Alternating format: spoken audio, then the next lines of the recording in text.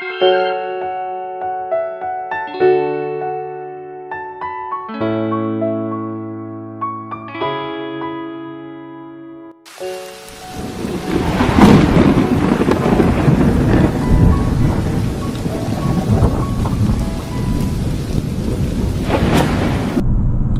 on the way to Griffin, Georgia, the birthplace of John Henry Doc Holliday, to meet Victoria Wilcox, who has written 4 books about Doc. She's going to discuss the possibilities of Doc being buried in Griffin. It's one sure thing, they can't tell you for sure he's buried out in Glenwood Springs. So why don't you hop in and ride with me? I'll be there in a few minutes. Well, we're here at Griffin's Oak Hill Cemetery. See if I can find the plot where Doc Holliday is possibly buried. So it's been a while since I've been here. There was a nice big oak tree right beside it, and for some reason about 4 or 5 years ago they came in and they chopped that tree down. Here we go right here. Let me see if I can get in this spot. These roads, you know, in these old cemeteries, Spalding County, Griffin, was a 1821 county. So when they built this cemetery, all these roads were made for wagons, not cars and trucks. So let me see if I can, oh, there it is, down there. You see the historical marker way off in the background. That's where we're going to be. Be back in a few minutes. It's him. Doc was famous in the town. He was more famous in his lifetime than Wyatt Earp was, so he was kind of a celebrity when he passed away. And at first, everybody knew where he'd been buried because they'd attended that funeral. It may have been, his gravesite may have been at the back side of that cemetery in what was considered a pauper's grave. He had no money for a burial. In fact, a local policeman said that he had joined in a fund to defray the costs, threw his money in a hat to help get some money for Doc's burial. So he may have been buried in a pauper's grave at the back of the cemetery, but he absolutely was buried there in the Linwood Cemetery up on a hill above Glenwood Springs. Now there's some stories that go around that Doc was buried first down in the town of Glenwood Springs, and then his body was moved up later because it was too hard to get up through the snow to that cemetery site. Well, it was November the 8th, that's late fall in Glenwood Springs, and it wasn't snowing yet according to the paper, so that story's out. Or that he was buried down in the city and then moved up to Glenwood Springs later because the ground was too hard frozen to dig a grave up there. Well, again, it wasn't snowing yet, so that wasn't true. Or that he was buried down in the town and then moved because the new cemetery up on the hill hadn't been built yet.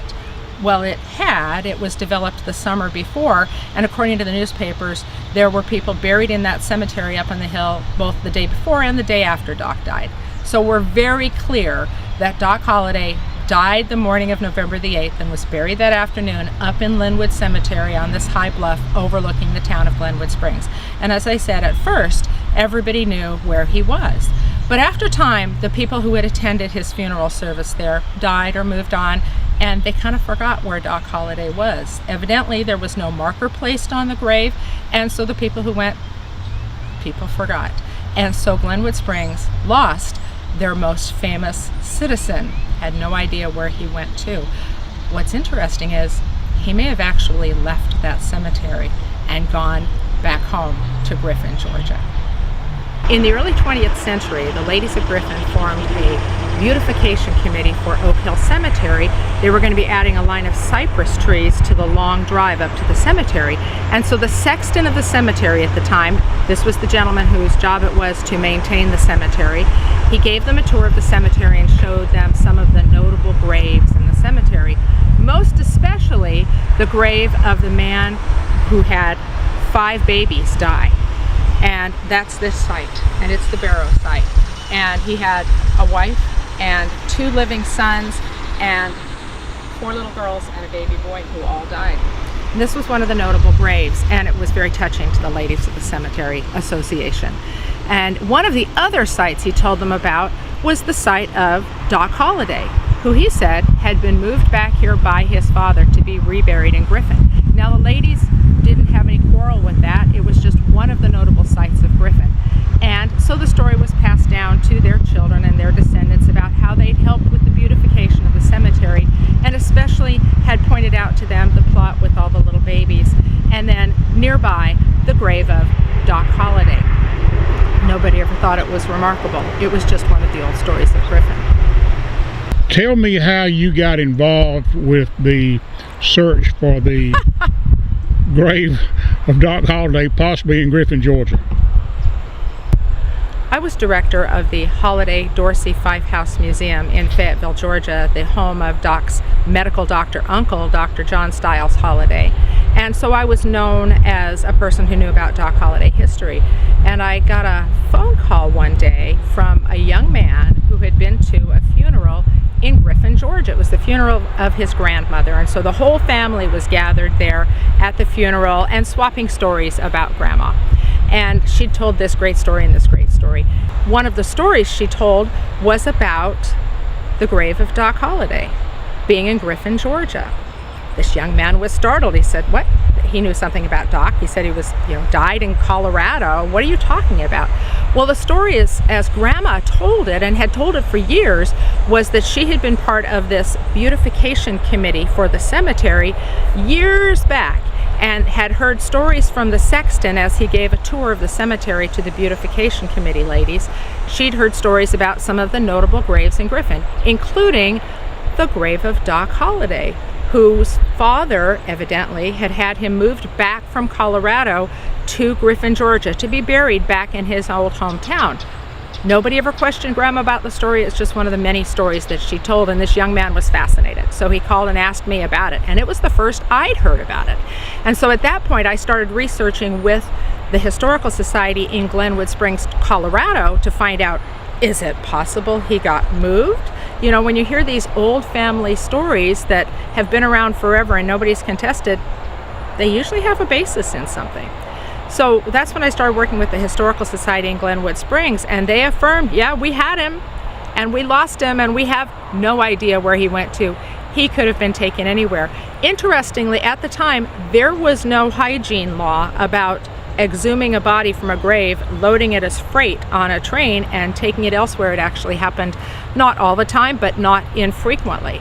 So even the Historical Society in Glenwood Springs said it's possible. What was interesting to me is that it was two stories from across the country coming together at a time when there were no telephones between these places.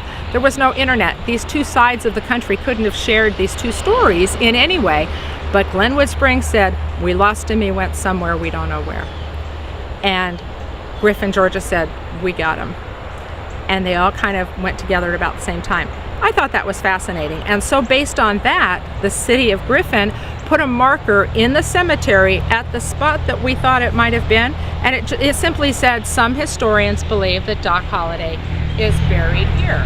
And this is the site that we believe he may have been buried.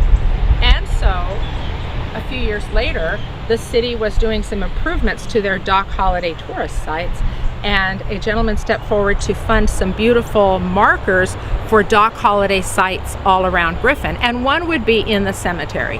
And so that story made it to the local newspapers. There's going to be these beautiful brass plaques around town, and the city commissioner who was in charge of that project got a phone call from a local lawyer. He said, I hear you're going to put a Doc Holliday plaque in the cemetery. He said, yes, we are. He said, in my family's plot.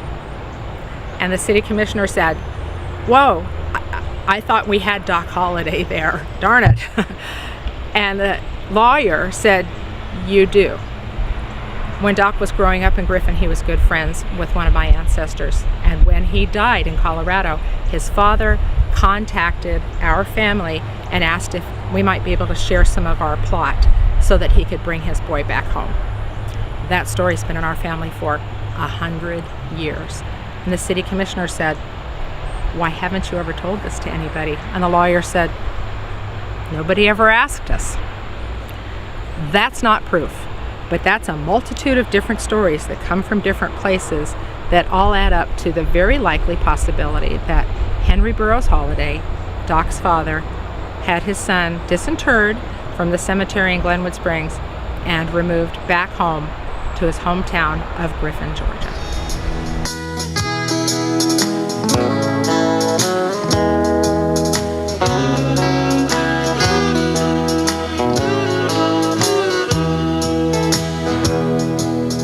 Came into Tombstone, dust on my feet. I heard Doc was seen there on some old back street. He left his Griffin home, he brought his Georgia pride, trimmed with pearl handles, one on each side. Whiskey and silver, it flowed through the town. Hand and cowboys brought trouble around. Europe stout the Pharaoh, search up their